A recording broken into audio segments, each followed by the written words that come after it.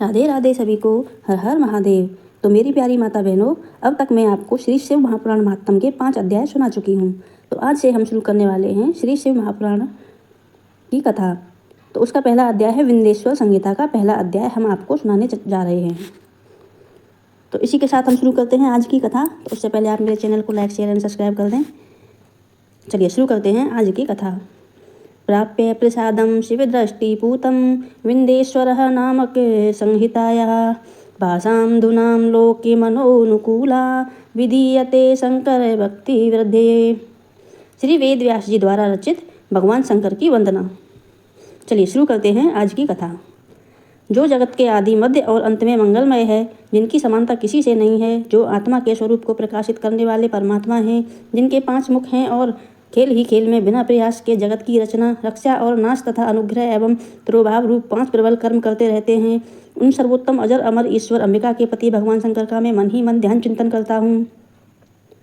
श्री व्यास जी बोले, जो धर्म का क्षेत्र है, जहाँ गंगा यमुना सरस्वती के पवित्र संगम पर महात्मा मुनियों ने एक विशाल महायज्ञ का प्रारंभ किया है।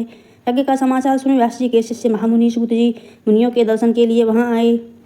मुनियों ने सूत जी को देखकर हाथ जोड़े और हर्ष के साथ उनका पूजन स्तुति की। हे सूत जी, आप सर्वज्ञ हैं। आपने व्यास जी से सब पुराणों को भली भांति ज्ञान प्राप्त किया है, अतः आप पुराणों के ज्ञाता हैं, आप त्रिकालज्ञ हैं, प्रत्येक बात को जानते हैं। आपका पधारना हमारे लिए कल्याणकारी सिद्ध होगा। भगवान सूत जी, हमने अनेक प्रकार की उत्तम कथाएं सुनी पर तृप्ति नहीं होती, अब तो लगातार सुनने की इच्छा बढ़ती रहती है। अब केवल कृपा करके गोपनीय तत्व का वर्णन करें। भयंकर कलयुग के आने पर ब्राह्मण, क्षत्रिय, वैश्य, शूद्र आदि सभी पर निंदक, स्वार्थी, नास्तिक और बुद्धिमानी हो जाएंगे। अधिक क्या कहें, स्त्री को ही सर्वस्व समझेंगे और कामदेव के दास बनकर उनकी सेवा में लगे रहेंगे। चारों वर्णों के मनुष्य, ब्राह्मण, क्षत्रिय, वैश्य, शूद्र अपने अपने कर्तव्यों के विमुख होकर कुमार्ग की ओर अग्रसर होंगे। वह अतिथियों के सत्कार से दूर भागेंगे।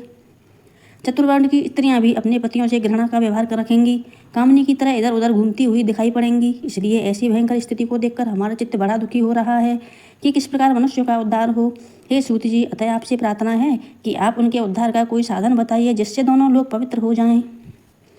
तो मेरी प्यारी माता बहनों, इसी के साथ खत्म होता है श्री शिव महापुराण का पहला अध्याय। तो कल हम शुरू करेंगे श्री शिव महापुराण का दूसरा अध्याय। तो देखते हैं उसमें कैसे मनुष्यों के उद्धार की कहानी सुनाई जाती है। इसी के साथ मेरे चैनल को लाइक एंड सब्सक्राइब करें।